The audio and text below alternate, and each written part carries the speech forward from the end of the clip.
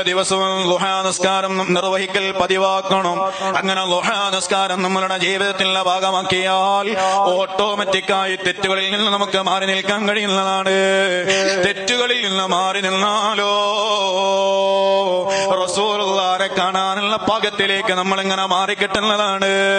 അങ്ങനെ സ്വലാത്തും ചൊല്ലി അങ്ങ് കിടന്നുറങ്ങുമ്പോ റസൂലുള്ളാഹിനെ കാണണമല്ലോ.